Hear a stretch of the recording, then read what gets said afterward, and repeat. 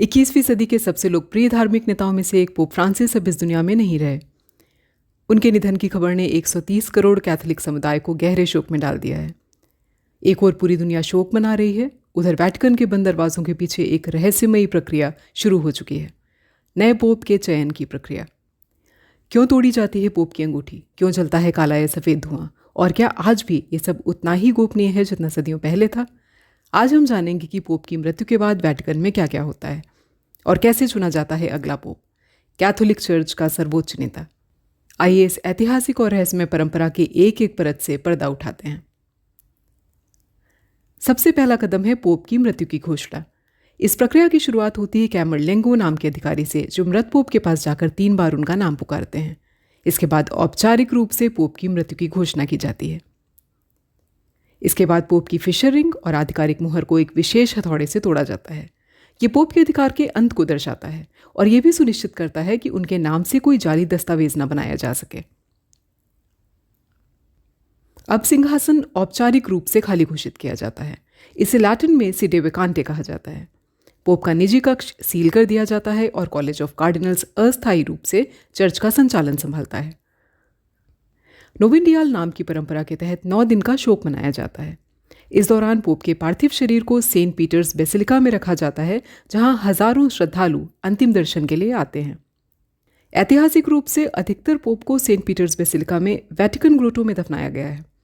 हालांकि pope Francis ने कुछ अलग फैसला लिया। अपने जीते जी उन्होंने रोम के सेंट मैरी मेजर बेसिलिका में दफन होने की इच्छा जताई थी, और इसी के साथ पोप फ्रांसिस 100 सालों से भी लंबे अंतराल के बाद वेटिकन के बाहर दफनाए जाने वाले पहले पोप होंगे। और अब शुरू होती है रहस्यमय प्रक्रिया, नए पोप के चयन की। कॉन्क्लेव यानी रहस्यमयी बैठक। सिस्टीन चैपल के दरवाजे बंद, खिड़कियां सील, और इसी के साथ वेटिकन के आसपास रहस्य के बादल गहराने लगते हैं। अब यहां शुरू होती है कार्डिनल्स की बैठक। इसे कॉन्क्लेव कहा जाता है। क्या आप जानते हैं, कोई भी बैप्टाइज्ड कैथोलिक पुरुष पोप बन सकता है। हालांकि 1379 से अब तक हर पोप को कार्डिनल्स में से ही चुना गया है। ऐसा नहीं है कि हर एक कार्डिनल को वोट करने का अधिकार है, केवल 80 साल से कम उम्र वाले ही वोट कर सकते हैं। आज के समय में 252 में से 138 कार्डिनल्स के पास मतदान का अधिकार है। मतदान प्रक्रिया कुछ ऐसी होती है। वोट करने वाला हर कार्डिनल एक मतदान पत्र में अपने पसंदीदा उम्मीदवार का नाम लिखता है और इसे फोल्ड करके प्याले में डाल देता है। किसी भी उम्मीदवार को जीतने के लिए 2/3 बहुमत मिलना जरूरी है। क्या आप जानते हैं कि वोटिंग कितनी बार दोहराई जा सकती है? अगर किसी को भी बहुमत नहीं मिलता तो इस वोटिंग की प्रक्रिया को दिन में 4 बार दोहराया जा सकता है, वो भी जब तक आप किसी नतीजे पर नहीं पहुंचते। कुछ चुनावों में ये प्रक्रिया हफ्तों तक खिंच जाती है। हर वोटिंग राउंड के मतदान पत्रों को एक भट्टी में जलाया जाता है और यहां से उठने वाले धुएं से पता चलता है कि अंदर क्या चल रहा है। काले धुएं का मतलब है कि अभी तक कोई फैसला नहीं हुआ, और सफ़ेद धुएं का मतलब है कि नए पोप को चुना जा चुका है। क्या आप कल्पना कर सकते हैं कि हजारों लोग बस एक चिमनी से निकलते धुएं का इंतजार कर रहे हैं? सदियों पुरानी यह परंपरा चर्च के इतिहास के सबसे नाटकीय घटनाक्रमों में से एक है। इस दौरान हजारों लोग सेंट पीटर्स स्क्वायर में बस उस एक पल का इंतजार करते हैं जब चिमनी से सफ़ेद धुआं निकलेगा और चर्च का नया अध्याय शुरू होगा। पोप के चुने जाने के बाद क्या होता है? नए पोप से पूछा जाता है एक अहम सवाल, क्या आप पोप बनने के लिए तैयार हैं?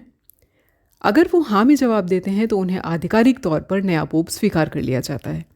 इसके बाद नए चुने हुए पोप अपने लिए एक नया कैथोलिक नाम चुनते हैं, जो अक्सर किसी संत या पुराने पोप के नाम पर आधारित हो सकता है। इसके बाद वो सफ़ेद पारंपरिक पोशाक पहनकर सेंट पीटर्स बेसिलिका की बालकनी से पहली बार दुनिया को आशीर्वाद देते हैं। ये क्षण पूरी दुनिया के लिए एक नया युग शुरू होने जैसा है। पोप के चुनाव की पूरी प्रक्रिया सदियों से बेहद गोपनीय रखी गई है। सिर्फ कार्डिनल्स ही जानते हैं कि चर्च के भीतर क्या होता है। लेकिन आज जब सारी दुनिया पारदर्शिता की मांग कर रही है, क्या वेटिकन को भी ये प्रक्रिया जनता के सामने लानी चाहिए? आप क्या सोचते हैं? क्या पोप के चुनाव में पारदर्शिता होनी चाहिए? नीचे कमेंट करके अपनी राय ज़रूर दें। और जाते जाते, अगर आपको ये वीडियो पसंद आया हो तो चैनल को सब्सक्राइब करें। हम लाते हैं ऐसे ही ऐतिहासिक वैश्विक घटनाओं के इन्फोग्राफिक और विजुअल स्टोरीज। मैं एक सोलो क्रिएटर हूँ। आपका छोटा सा सपोर्ट, एक लाइक, एक कमेंट या एक शेयर मेरे लिए बहुत मायने रखता है। इन्फोग्राफिक्स की पूरी प्लेलिस्ट ज़रूर देखें। मिलते हैं अगले वीडियो में।